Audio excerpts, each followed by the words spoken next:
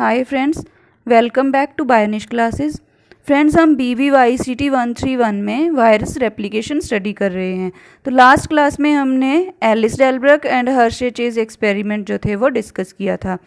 अब हम इस चैप्टर का सबसे इम्पोर्टेंट पार्ट जो वायरस रेप्लिकेशन है उसको डिस्कस करेंगे। तो स्टार्ट करते हैं। Viral replication. तो जैसे कि हम जानते हैं कि वायरस जो है वो अपने आप में जो है वो मल्टीप्लाई नहीं कर सकता, तो उसको मल्टीप्लाई करने के लिए उसको जो है वो दूसरे किसी सेल पे, होस्ट सेल पे डिपेंड करना पड़ता है। तो स्टार्ट करते हैं। Virus uses life process of host cell for synthesis of viral protein and DNA और RNA टू रेप्लिकेट। क्या है, वायरस जो है वो अपने लाइफ प्रोसेसेस के लिए होस्ट सेल के ऊपर जो है वो डिपेंड करता है। होस्ट सेल के लाइफ प्रोसेसेस जो है वो उन पे डिपेंड करता है ताकि वो जो है वायरल प्रोटीन को सिंथेसाइज कर सके और जो DNA और RNA जो है उसका जो जीनोम है उसको वो रेप्लिकेट कर सके। Viral replication causes biochemical and structural changes in the host cell.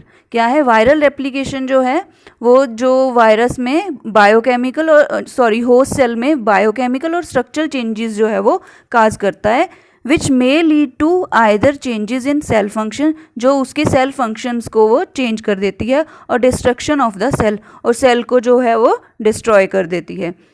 In common cold infection by rhinovirus some of our cells die through lysis और एपोप्टोसिस, जिसको हम सेल सुसाइड भी बोलते हैं, releasing all the progeny of virus at once. क्या होता है, जैसे हम कॉमन कोल्ड की बात करते हैं तो उसमें क्या होता है, जो राइनो वायरस जो है वो ये इन्फेक्शन काज करता है। इसमें क्या होता है, कुछ सेल्स जो हमारे हैं वो डाई कर जाते हैं थ्रू लाइसिस या फिर एपोप्टोसिस।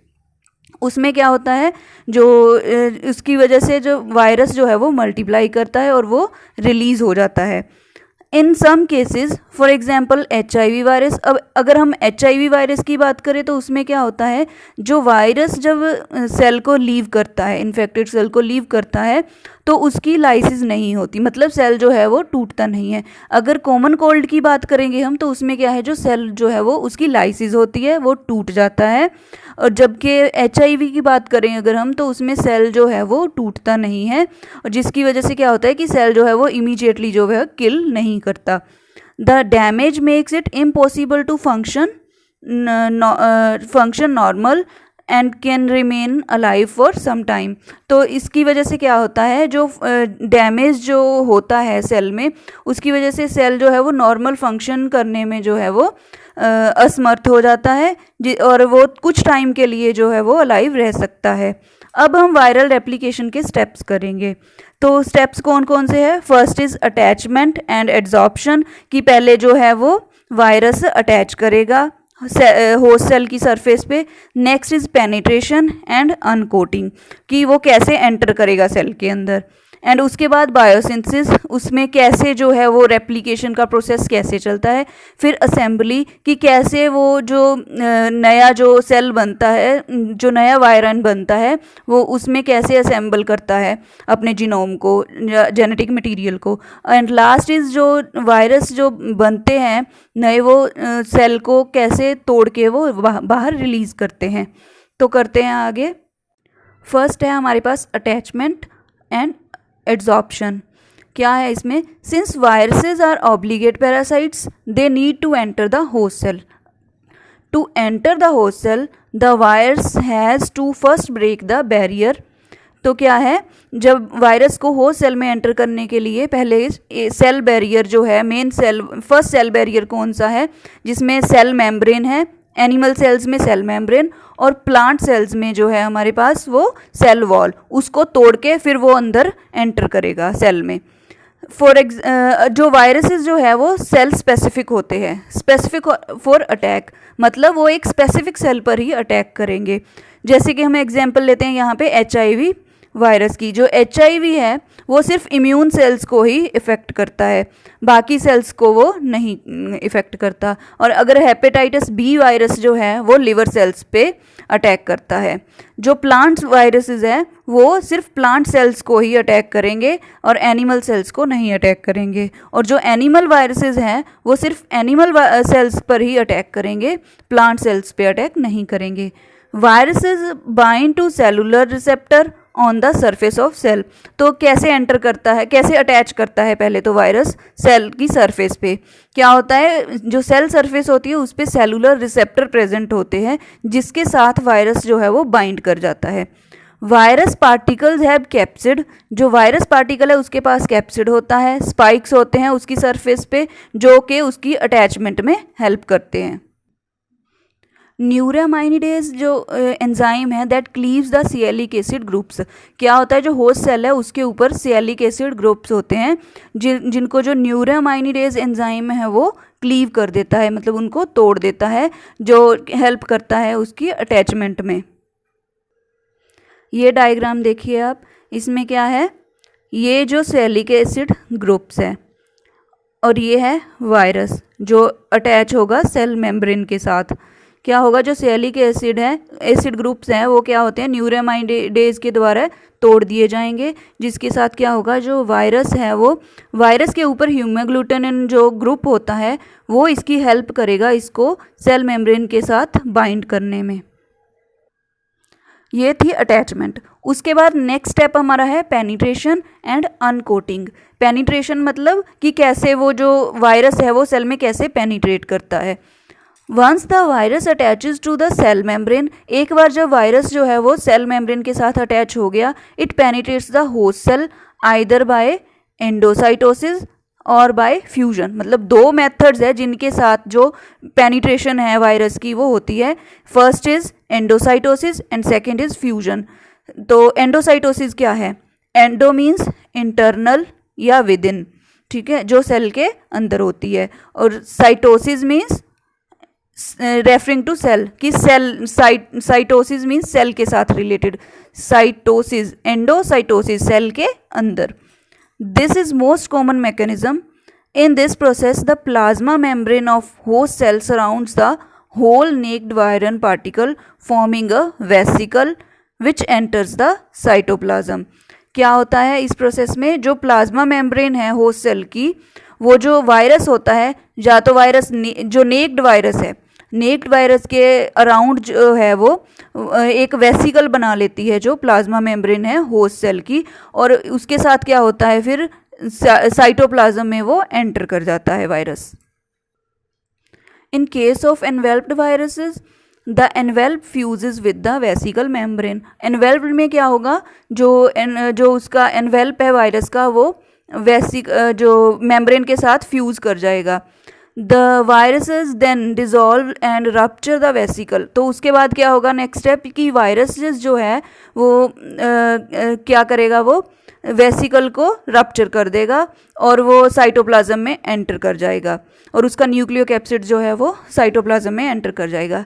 ये देखिए इस डायग्राम में, ये है यूकैरियोटिक जो वायरस है, उसके केस में क्या होता है कि ये जो वायरस है वो सेल मेम्ब्रेन के साथ अटैच हुआ, और उसके बाद क्या हुआ, ये जो सेल मेम्ब्रेन है उसने उसको सराउंड करके उसके अराउंड जो है वो एक वेसिकल शेप बना ली। देन उसके बाद नेक्स्ट फिर क्या हुआ, यहाँ से वो डिटैच हो गया, इससे अलग हो गया, तो अब यहाँ पे इसकी प्रोसेसिंग होगी, इसमें रेप्लिकेशन होगी। देन उसके बाद क्या होगा, ये जो अर्ली एंडोसोम जो है वो फॉर्म होंगे। देन उसके बाद जो है लेट एंडोसोम बन के फिर ये जो है ये वेसिकल जो है वो टूट जाएगा, और जो सेल जो है न्यूली फॉर्म सेल है वो होस्ट सेल साइटोप्लाज्म में जो है वो एंटर कर जाएगा। नेक्स्ट केस में ये दूसरा केस हमारे पास प्रोकैरियोटिक वायरसेस का है। इसमें क्या होता है, जो ये जो वायरस की ये है एनवेल्प्ड वायरस, इसमें क्या है, इसका जो एनवेल्प है वो सेल की आउटर मेम्ब्रेन के साथ फ्यूज़ कर रहा है। ये देखिए यहाँ पे ये फ्यूज़न हो रही है, और उसके बाद फिर क्या होगा, फिर ये जो एनवेल्प है वो उस एक वेसिकल बना लेगी उसके अराउंड। फिर उसके बाद क्या होगा, ये वेसिकल जो है वो रप्चर कर जाएगी। देन ये जो है उसमें होस्ट सेल में रिलीज हो जाएगा जो वायरस पार्टिकल है। तो ये था हमारा पेनिट्रेशन बाय एंडोसाइटोसिस। इसके बाद नेक्स्ट है हमारा fusion. Fusion of the virus envelope is an important process for the multiplication of virus. Several viruses are able to fuse directly their envelope with the cell plasma membrane without internalized by endocytosis. कुछ viruses ऐसे हैं जो directly fuse करते हैं without endocytosis. After getting attached to the host cell receptor the envelope of virion gets adsorb to the host cell. क्या है, जो उसका एनवेल्प है वो एड्जॉर्ब हो जाएगा होस्ट सेल सरफेस पे and fuses with plasma membrane of the host cell. और होस्ट सेल जो है, होस्ट सेल की जो प्लाज्मा मेम्ब्रेन है उसके साथ फ्यूज कर जाएगा. Nucleocapsid is then release to the cytoplasm. और जो न्यूक्लियोकैप्सिड फॉर्म होता है वो उसको साइटोप्लाज्म में रिलीज कर दिया जाता है.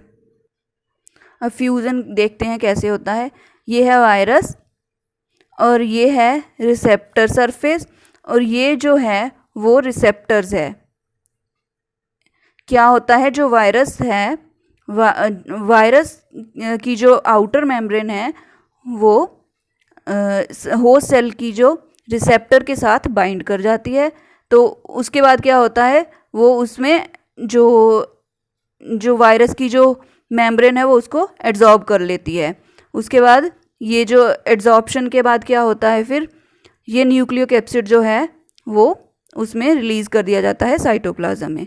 तो फर्स्ट स्टेप में क्या था, फर्स्ट इज रिसेप्टर बाइंडिंग, जहाँ पे क्या होता है रिसेप्टर जो है वो बाइंड करता है. Then next is virus with host membrane fusion. तो यहाँ पे फ्यूजन जो हो रही है, दोनों मेम्ब्रेन्स आपस में फ्यूज कर रही है. नेक्स्ट इज लास्ट स्टेप जो है वो release of Byron content into the host cytoplasm. तो उसके बाद जो है जो रिलीज हो रहा है वायरन का साइटोप्लाज्म में. This is the penetration of virus by host cell by fusion. अब पेनिट्रेशन के बाद अगला है हमारे पास uncoating.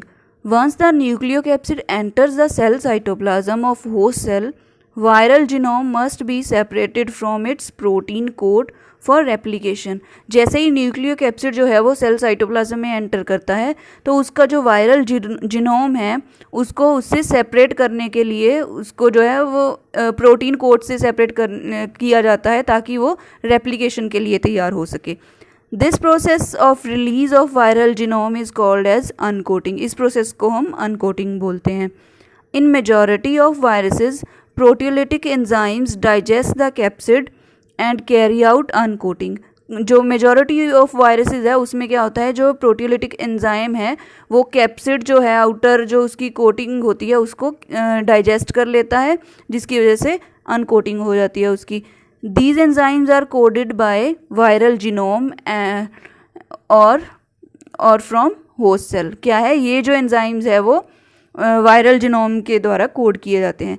Some viruses do not undergo uncoating. कुछ जो वायरसेस है वो उनकी अनकोटिंग नहीं होती. जैसे कि हम एग्जांपल लेते हैं पाइकोरना वायरस. इसमें क्या होता है, it penetrates the host cell by endocytosis. ये एंडोसाइटोसिस के थ्रू जो है वो होस्ट सेल में एंटर कर जाता है. They directly release their nucleic acid in the host cytoplasm. तो जो होस्ट इसका जो न्यूक्लिक एसिड है उसको डायरेक्टली होस्ट साइटोप्लाज्म में एंटर कर देता है through the membrane pore present in the endocytic vesicle. जो वेसिकल में जो मेम्ब्रेन पोर होती है उसके through. After release of viral nucleic acid takes control over the host cell machinery. जैसे ही वायरल जो न्यूक्लिक एसिड है होस्ट सेल में रिलीज होता है तो वो जो होस्ट सेल की मशीनरी का जो पूरा कंट्रोल है वो अपने हाथ में ले लेता है. नेक्स्ट हमारे पास है बायोसिंथेसिस. बायोसिंथेसिस में क्या है, ये एक इम्पोर्टेंट पार्ट है रेप्लिकेशन का. After entering the host cytoplasm, synthesis of viral genome and viral protein starts with the help of host cellular machinery. जैसे ही अब एंटर हो गया वायरल जिनोम जो होस्ट सेल में, तो उसके बाद क्या होगा, होस्ट सेलुलर मशीनरी जो है वो उसका अपना काम आगे का वो स्टार्ट कर देगी, मतलब सिंथेसिस ऑफ जो वायरल जीनोम है वो स्टार्ट हो जाएगा उसके बाद। Enzymes of host cell are used for the viral genome synthesis. Host cell के एंजाइम जो है वो वायरल जीनोम की सिंथेसिस के लिए यूज़ किए जाते हैं। Cell ribosomes and translational machinery are used for the protein synthesis. और जो उसमें साइटोप्लाज्म में जो सेल राइबोसोम्स है और ट्रांसलेशनल मशीनरी जो है वो यूज़ की जाती है प्रोटीन सिंथेसिस के लिए। एंजाइम्स है जो वो यूज़ किए जाते हैं वायरल जीनोम की सिंथेसिस के लिए, और जो सेल राइबोसोम है और ट्रांसलेशनल मशीनरी है वो प्रोटीन सिंथेसिस में हेल्प करते हैं। As we know, viruses can be divided into 7 groups on the basis of their genetic material। तो लास्ट यूनिट में हमने किया था बाल्टीमोर क्लासिफिकेशन, जिसके बेस पे जो वायरसेस हैं वो 7 कैटेगरीज में डिवाइड किए जाते हैं। तो डीएनए वायरसेस, अब डीएनए वायरसेस में कैसे सिंथेसिस होती है? Generally genomic DNA of DNA viruses is replicated in the nucleus of the host cell. जो जिनोमिक डीएनए है डीएनए वायरसेस का, उसकी रेप्लिकेशन जो है वो होस्ट सेल के न्यूक्लियस में होती है। DNA viruses first enters the host cell nucleus. पहले क्या होता है, जो डीएनए वायरस है वो होस्ट सेल न्यूक्लियस में एंटर करता है, so that they replicate into 2 strands और 2 डॉटर स्ट्रैंड्स। जो सेंट्रल मैकेनिज्म है डीएनए सिंथेसिस का वो बाकी जो सेल्स में होता है सेम होता है। Synthesis of new DNA strand requires a template. जो नया डीएनए है उसकी सिंथेसिस के लिए हमें टेम्पलेट की ज़रूरत पड़ती है। An enzyme of host cell that is DNA dependent DNA polymerase. ये डीएनए डिपेंडेंट डीएनए पॉलीमरेज जो है एंजाइम वो हेल्प करता है सिंथेसिस में। DNA polymerase uses DNA as a template and nucleotides to form a new strand of DNA। DNA polymerase क्या है, वो DNA को यूज़ करता है एज अ टेम्पलेट, एंड जो न्यूक्लियोटाइड है to form a new strand of DNA। Capsid and other proteins are synthesize in the cytoplasm of host cell. जो DNA है वो तो सिंथेसाइज होगा न्यूक्लियस में, और बाकी के जो प्रोटीन्स है और कैप्सिड है वो सेल जो होस्ट सेल है उसके साइटोप्लाज्म में सिंथेसाइज होंगे। These proteins migrate to nucleus where it assemble with viral DNA to form nucleocapsid. ये जो प्रोटीन्स है वो न्यूक्लियस में माइग्रेट कर जाते हैं और यहाँ पे ये असेंबल करते हैं with the viral DNA to form nucleocapsid को फॉर्म करते हैं। The nucleocapsid then transported from the nucleus along with endoplasmic reticulum for its release. जो न्यूक्लियो कैप्सिड है फिर वो एंडोप्लाज्मिक रेटिकुलम के साथ ट्रांसपोर्ट हो जाता है न्यूक्लियस से रिलीज के लिए। Pox virus is an exception, all its components synthesize in the host cytoplasm. जो पॉक्स वायरस है उसके जो सारे जितने भी कंपोनेंट्स हैं वो सारे होस्ट सेल का जो साइटोप्लाज्म है उसी में सिंथेसाइज हो जाते हैं। अब आरएनए वायरसेस में सिंथेसिस कैसे होती है? Multiplication of RNA virus occurs in host cytoplasm and involve formation of mRNA and viral RNA molecule. Enzyme RNA dependent RNA polymerase is required for the synthesis of new RNA। जो RNA dependent RNA polymerase जो enzyme है वो help करता है new RNA की synthesis में। This enzyme is not present in host cell. Host cell में ये एंजाइम जो है वो प्रेजेंट नहीं होता। It is encoded by virus and either transported at infection time और सून सिंथेसाइज्ड आफ्टर इन्फेक्शन। ये क्या होता है, ये जो वायरस है ये जो आरएनए है आरएनए पॉलीमरेज जो है वो या तो एनकोड होता है वायरस के द्वारा या फिर वो ट्रांसपोर्ट हो जाता है एट द इन्फेक्शन टाइम पे वो ट्रांसपोर्ट किया जाता है, या फिर वो अंदर ही आफ्टर द इन्फेक्शन वो सिंथेसाइज हो जाता है।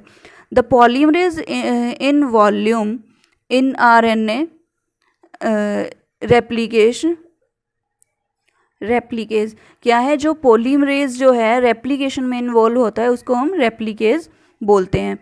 अब एग्जांपल लेते हैं हम बायोसिंथेसिस को स्टडी करने के लिए। तो उसमें फर्स्ट हम लेंगे class 1 double stranded DNA viruses. इसमें क्या है, जो adeno viruses, herpes viruses and pox viruses आते हैं। Double standard DNA of virus is used for two things. जो डबल स्टैंडर्ड डीएनए वायरस है वो टू थिंग्स के लिए यूज़ किया जाता है। First is as a template for replication, replication के लिए ये एज अ टेम्पलेट एक्ट करता है। दूसरा टेम्पलेट फॉर ट्रांसक्रिप्शन, ट्रांसक्रिप्शन के लिए भी ये जो एज अ टेम्पलेट एक्ट करता है, जिसमें सिंथेसिस किस चीज़ की होती है, mRNA की। mRNA formed at the entry of virus that is called early mRNA। अब जब वायरस एंटर करता है उस टाइम पे जो mRNA फॉर्म होता है उसको हम अर्ली mRNA बोलते हैं। These molecules then used as a template for the synthesis of proteins, जिसको हम ट्रांसलेशन बोलते हैं। Double standard DNA replicate using DNA polymerase of host cell. After replication mRNA form, और आफ्टर रेप्लिकेशन जो mRNA form होता है उसको हम लेट mRNA बोलते हैं। This late mRNA use to form structural proteins. ये जो लेट mRNA है इसको स्ट्रक्चरल प्रोटीन्स की सिंथेसिस के लिए यूज़ किया जाता है। New DNA is enclosed in capsule and it moves to cytoplasm to release from the host cell. जो नया डीएनए वो क्या होता है, कैप्सूल की फॉर्म में जो है एनक्लोज हो जाता है and it moves to cytoplasm, और साइटोप्लाज्म में मूव कर जाता है न्यूक्लियस से to release from the host cell. देखिए कैसे, पहले ये वायरस डबल स्टैंडर्ड डीएनए है, उसके बाद क्या होता है mRNA, देन रेगुलेटरी प्रोटीन्स जो है वो फॉर्म होते हैं। इन प्रोटीन्स को हम अर्ली प्रोटीन्स बोलते हैं। उसके बाद सेकंड स्टेप में क्या होता है, जो डबल स्टैंडर्ड डीएनए है उसके बाद mRNA फॉर्म होता है, उसके बाद जो है स्ट्रक्चरल प्रोटीन्स फॉर्म होती है एंड ये जो प्रोटीन्स है उनको हम लेट प्रोटीन्स कहते हैं। देन लास्ट में जो है वो प्रोजेनी ऑफ द वायरस जो है वो रिलीज़ के लिए तैयार हो जाती है। और उसके बाद एक मैकेनिज़्म और है जिसमें क्या होता है, डीएनए जो डबल स्टैंडर्ड डीएनए है उसके बाद उसकी रेप्लिकेशन होती है और फिर वो जो है वायरस जो है वो रिलीज़ होते हैं। नेक्स्ट है क्लास 4 जो वायरस है, that contains viruses with single standard RNA. पिछले में हमने डीएनए वायरस का एग्जाम्पल लिया है पिछली एग्जाम्पल में, और इस एग्जाम्पल में हम आरएनए वायरस का एग्जाम्पल लेते हैं। Single standard RNA genomes of the same positive sense as mRNA and which can be translated, for example picorna virus, toga virus, etc. In first step of positive strand RNA viral replication, viral RNA act as mRNA. First step में क्या है, जो viral RNA है वो as a mRNA act करेगा। This viral RNA binds to the host cell's ribosome and it translated into early proteins, फिर वो early proteins में चेंज हो जाएगा। One of the early protein synthesized is the viral replicase. जो synthesize होती है जो प्रोटीन्स उसको हम वायरल रेप्लिकेज बोलते हैं, और आरएनए डिपेंडेंट आरएनए पॉलीमरेज इस एंजाइम को हम बोलते हैं। Viral replicase uses RNA as a template to make more RNA. जो वायरल रेप्लिकेज है वो आरएनए को एज अ टेम्पलेट यूज़ करता है बाकी के आरएनए बनाने के लिए। Positive strand RNA serve as a template for the full length negative strand RNA. जो पॉजिटिव स्ट्रैंड है आरएनए का वो एज अ टेम्पलेट एक्ट करता है जो नेगेटिव स्ट्रैंड आरएनए बनाने के लिए। Positive strand RNA and complementary negative strand RNA ये दोनों आपस में मिलके double stranded RNA replicative complex जो है बनाते हैं। The new negative strand RNA serve as template for the positive strand RNA. जो पॉजिटिव स्ट्रैंड आरएनए है वो एज अ टेम्पलेट एक्ट करता है नेगेटिव आरएनए के लिए, और जो नेगेटिव स्ट्रैंड आरएनए है वो एज अ टेम्पलेट एक्ट करता है for the positive strand RNA के लिए। These single strand RNA use to make structural proteins. ये जो सिंगल स्ट्रैंडेड आरएनए हैं उनको हम स्ट्रक्चरल प्रोटीन्स की फॉर्मेशन के लिए हेल्प करते हैं, यूज़ करते हैं। देखिए वायरसेस है, पहले ये पॉजिटिव स्ट्रैंड का है सिंगल स्ट्रैंडेड आरएनए है, उसके बाद क्या है नेगेटिव स्ट्रैंड का single stranded RNA, then positive single stranded RNA, then जो है progeny of virus for release. उसके बाद जो सिंगल स्ट्रैंडेड आरएनए है वो एज अ पॉलीप्रोटीन एक्ट करता है।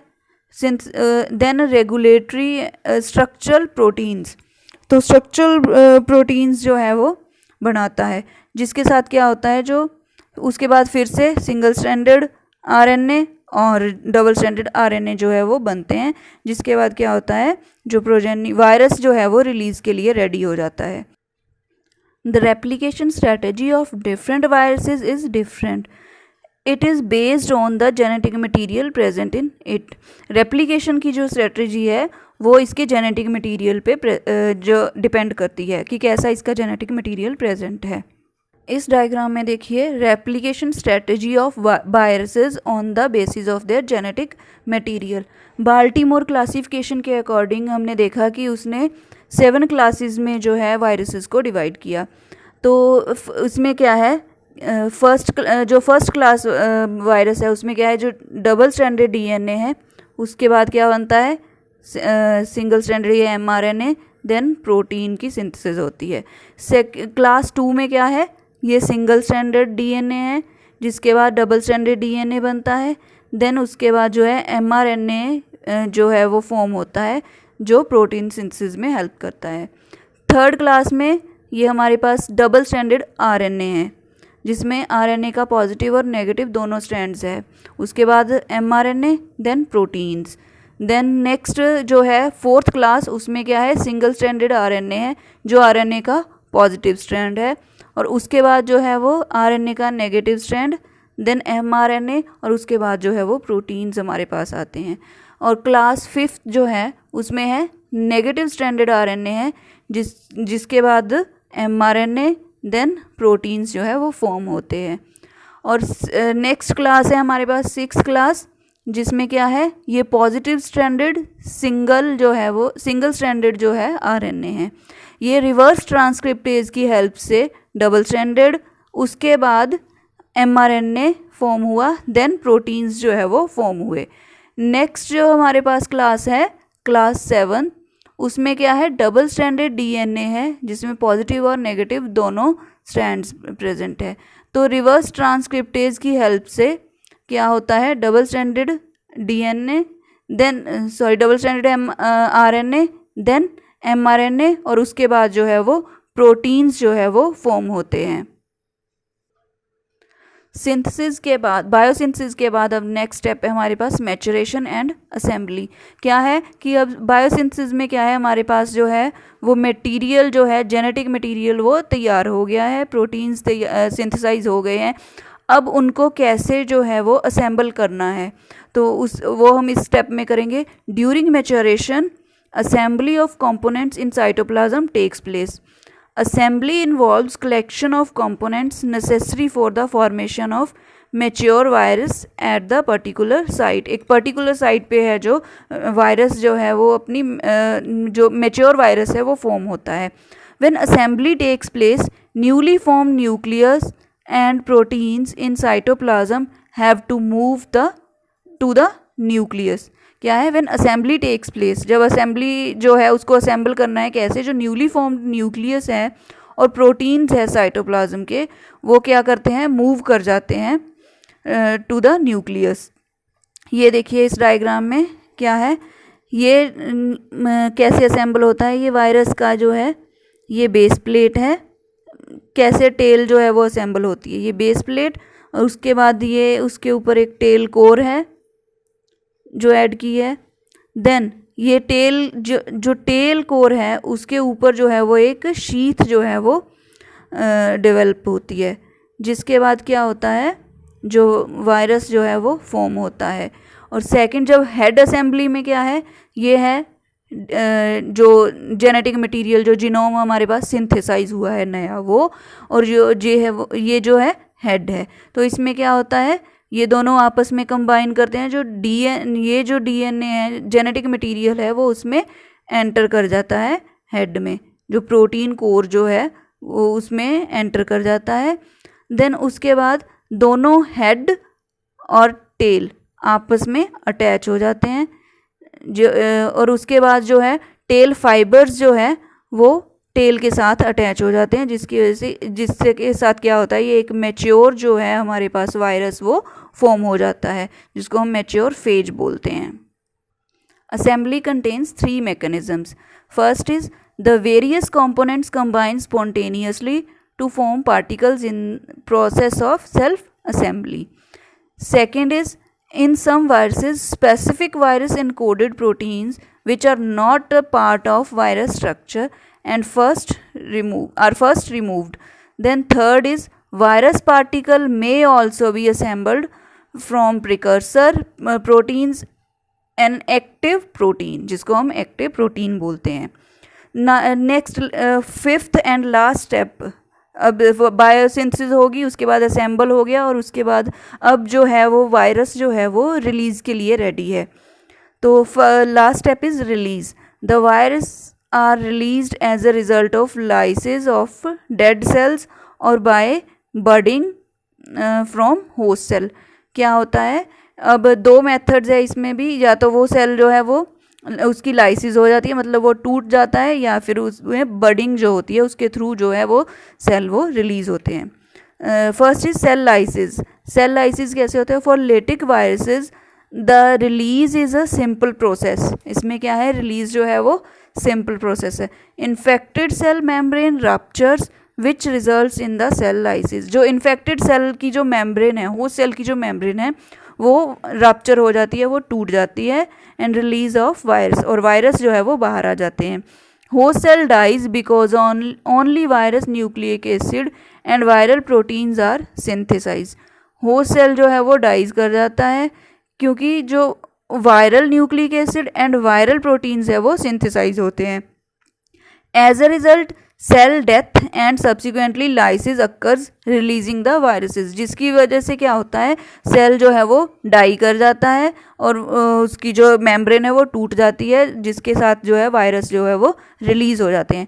Mostly naked virus are released by cell lysis. जो नेक्ड वायरस है वो इस मेथड से रिलीज होते हैं। Second method is budding. Once nucleocapsid is assembled, some viruses push through plasma membrane, forcing a portion of membrane around the virion, resulting in an envelope or fuse with plasma membrane, releasing the virion। क्या होता है, एक बार जब nucleocapsid जो है वो assemble हो गया, अंदर का जो सारा जेनेटिक मटेरियल जो भी सिंथेसाइज होगा, प्रोटीन्स, वो एक बार असेंबल हो गए, उसके बाद क्या होता है, वो जो मटेरियल है वो प्लाज्मा मेम्ब्रेन को पुश करता है, पुश करके उसमें एक उसको जो है पुश करके एक बड टाइप जो है स्ट्रक्चर उसमें बना देता है, और fuse with plasma membrane releasing the virion, जिसके थ्रू जो है जो वायरस है वो रिलीज होते हैं। This process is called budding, इसको हम बडिंग बोलते हैं। Host cell is not destroyed. इसमें क्या होता है, होस्ट सेल जो है वो डिस्ट्रॉय नहीं होता, because ruptured membrane can be repaired. क्यों? क्योंकि जो रप्चर्ड मेम्ब्रेन है, अब जैसे जो वायरस है वो रिलीज होगा, उसके बाद क्या होगा, मेम्ब्रेन जो है वो रप्चर कर जाएगी। तो रप्चर मेम्ब्रेन जो है वो सिर्फ मेम्ब्रेन ही रप्चर करेगी, जबकि सेल जो है वो एज इट इज़ पड़ा रहेगा, जिसकी वजह से क्या होगा, वो मेम्ब्रेन जो है वो रिपेयरेबल होती है। ये डायग्राम में देखिए, इसमें दोनों प्रोसेस दिखाए हैं, ये लाइसिस और ये बडिंग। क्या है, लाइसिस के थ्रू क्या होता है, ये जो जब अंदर से मैच्योर वायरस जब तैयार हो गया तो उसके बाद जो मेम्ब्रेन है वो टूट जाएगी और वो वायरस को रिलीज़ कर देगी। और सेकंड स्टेप में बडिंग जो है वो तैयार हो रही है, बडिंग के थ्रू यहाँ से ये जो मेम्ब्रेन है वो रप्चर कर जाएगी, हल्की सी रप्चर करेगी तो ये वायरस जो है वो बाहर आ जाएगा और ये जो है वो दोबारा से रिपेयर हो जाएगी, क्योंकि सेल जो है वो डिस्ट्रॉय नहीं हुआ। लाइसिस में सेल डिस्ट्रॉय हो जाएगा, इसीलिए वो दोबारा उसको रिपेयर नहीं किया जा सकता। लेकिन बडिंग में क्या है, सिर्फ जो मेम्ब्रेन उसकी है वो रप्चर होती है, सेल को कोई इफेक्ट नहीं पड़ता, जिसकी वजह से क्या होता है, वो मेम्ब्रेन जो है वो दोबारा से जो रिपेयर हो जाती है। तो ये था रेप्लिकेशन ऑफ वायरस। एग्ज़ाम में एज इट इज़ ये क्वेश्चन आ सकता है। नेक्स्ट क्लास में हम लाइसिस और लेटिक साइकिल जो करेंगे। सो प्लीज़ वीडियो को लाइक, शेयर और मेरे चैनल को सब्सक्राइब करें। Thank you.